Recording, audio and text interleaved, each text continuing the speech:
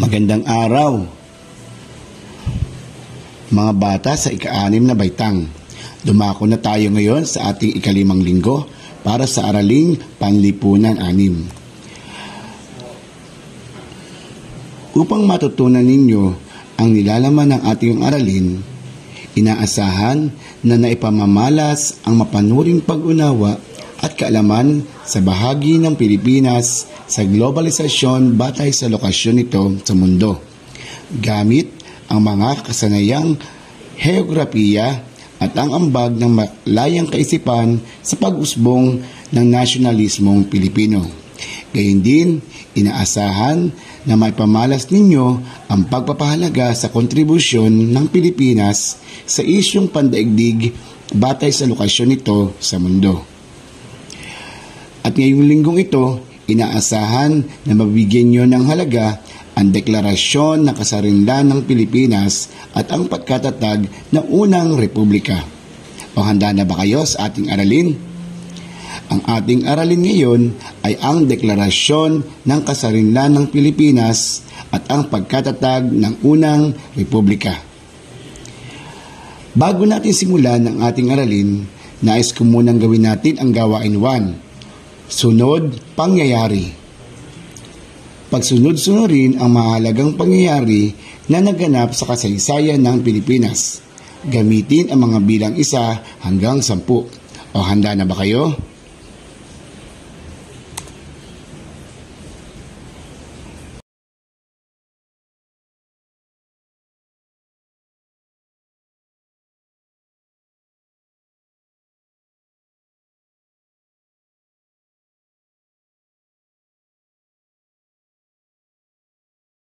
Narito ang mga kasagutan. Tingnan. O, sino sa inyo nakatama ng 10? Ng 7? Ng 5? Okay. At upang simulan ang ating aralin, inaasahan na matukoy ninyo ang kahalagahan ng pagkatatag ng Kongreso ng Malolos. Mabigyang halaga din ang pagkatatag ng Kongreso ng Malolos at ang deklarasyon na kasarinlan ng mga Pilipino at makapagbigay ng mga nagawa ng Kongreso ng Malolos.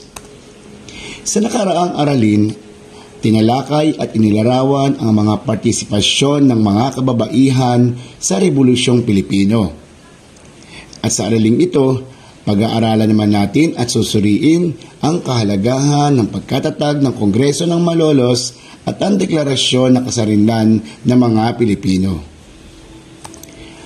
Alam mo ba ang mga kaganapan sa ating bansa sa ilalim ng pamumuno ni General Emilio Aguinaldo matapos ang kasunduan sa Biak na Bato?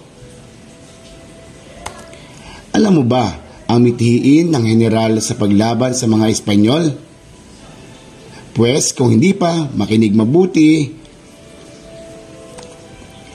Ano naman kaya ang naging ambag ng utak ng revolusyon na si Apolinario Mabini sa kaganapang ito?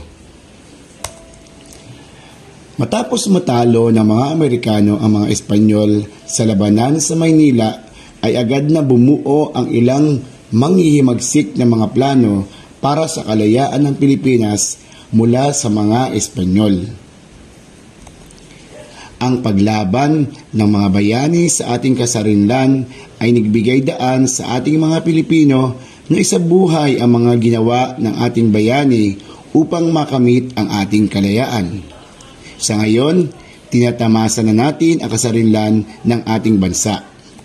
Alam niyo ba na unang iwinagayway ang ating pambansang watawat sa isang labanan sa Cavite noong ika-28 ng Mayo 1878 sa labanan sa Alapan, Imus, Cavite at tinaguriang National Flag Day. Ang nangyari sa balkonahe ni General Aguinaldo ay ang formal na pagwawagayway ng watawat kasabay na proklamasyon ng independensiya o kalayaan ng Pilipinas. Mula sa kaganapan ng pagbabalik ni Emilio Aguinaldo galing Hong Kong sa kadahilanan na hindi tumupad ang Espanya sa kasunduan sa Biak na Bato, gayunpaman hindi rin natupad ng mga Pilipino ang kanilang pangako na ibalik ang mga armas. Naging matatag si Aguinaldo sa pagtatatag ng pamahalaang republika sa tulong ng kanyang tagapayo na si Apolinario Mabini. Tinatag ang Kongreso ng Malolos upang makabuo ng saligang batas ng Malolos. Si General Emilio Aguinaldo ang hinirang na Kongreso bilang Pangulo ng unang Republika ng Pilipinas. Narito ang saligang batas ng Malolos. Una, paghihiwalay ng simbahan at estado. Ikalawa, pagkilala sa karapatan ng bawat tao. Ikatlo, libreng edukasyon sa elementarya. Ikaapat, probisyon tungkol sa kapangyarihan ng ehekutibo, legislatura at hukuman. Sa pagbabalik ni Aguinaldo mula sa Hong Kong ay nagdesisyon siya na magtatag ng isang panibagong pamahalaang Pilipino. Dahil dito, nagtatag muna si Aguinaldo ng isang pamahalaang diktatorial noong Mayo 24, 1878 kung saan hinawakan niya ang kapangyarihan ng isang diktador. Ano nga ba ang pamahalaang diktatorial? Ayon sa Wikipedia, ang pamahalaang diktatorial ay isang pamahalaan na pinamamahalaan ng isang tao o isang maliit na pangkat ng mga tao. Sa makabagong gamit, tumutukoy ang diktatura sa isang autokratikong uri ng lubusan sa pamamahala ng isang pamunuan na hindi pinipigilan ng batas, konstitusyon o ibang panlipunan o pampolitikang dahilan sa loob ng Estado.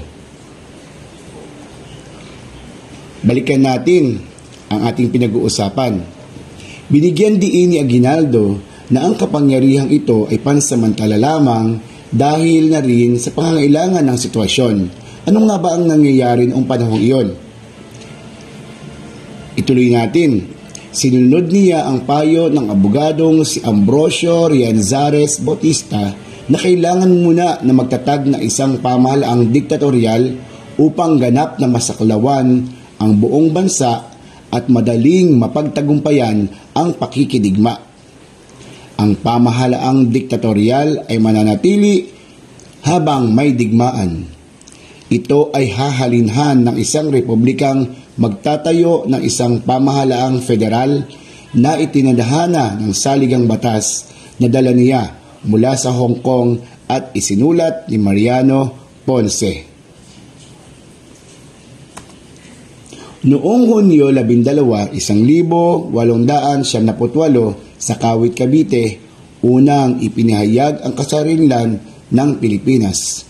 Ang mga pinuno ng himagsikan ay lumagda sa kasulatan na ginagawaran si Aguinaldo ng sapat na kapangyarihan upang pamunuan ang pamahalaan. Ang akto ng pagpapahayag ng kasarinlan ay inihanda, sinulat at binasa ni Ambrosio Rianzares Bautista sa wikang Kastila. Ang pagpapahayag ay inilagda ng 78 katao, kabilang na dito ay isang opisyal na hukbong Amerikano na siya nakasaksi sa proklamasyon.